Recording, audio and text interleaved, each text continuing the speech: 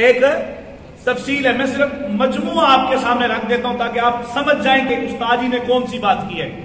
غزوہ بدر میں 313 صحابہ ہیں، کتنے ہیں جی؟ جو ساتھ لڑنے والے ہیں وہ 305 ہیں، کتنے ہیں جی؟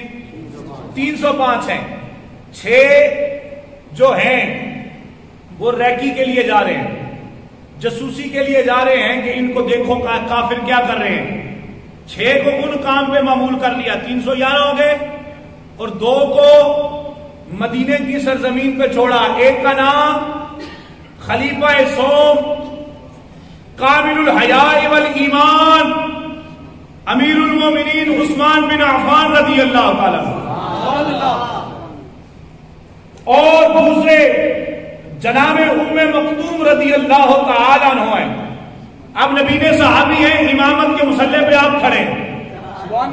یہ اسلام کی پاور ہے کہ اسلام ایسے لوگوں کو پابندی کے ساتھ پاور دے دیتا ہے جو اللہ کے ساتھ اور اس کے رسول کے ساتھ مخلص ہو جاتے ہیں۔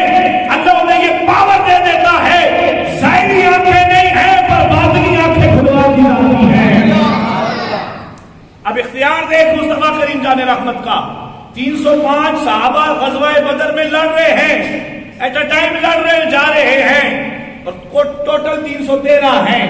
6 جاسوسی کے لیے ہیں، 6 یعنی کہ ان کے منصوبے، کافروں کے منصوبے کو دیکھنے کے لیے ہیں، 2 مسجد نبوی میں ہیں، مدینہ الرسول میں۔ جناب عثمان نے خواہش کا اظہار کیا، فرمایا خواہش ظاہر کی، فرمایا یا رسول اللہ صلی اللہ علیہ وسلم میں بھی جانا چاہتا ہوں۔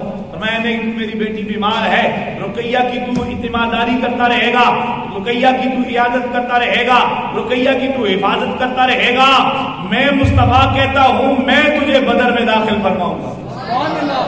اب جناب عثمان غنی گئے نہیں، میں ابتدا میں صرف آپ کو جملے سمجھا رہا ہوں تاکہ آپ کو سمجھ آ جائے کہ غزوہ بدر کو چھوٹا مارکا نہیں ہے، غزوہ بدر بہت بڑا مارکا ہے، اور حق اور باطل میں سب سے پہلا مارکا غزوہ بدر ہے۔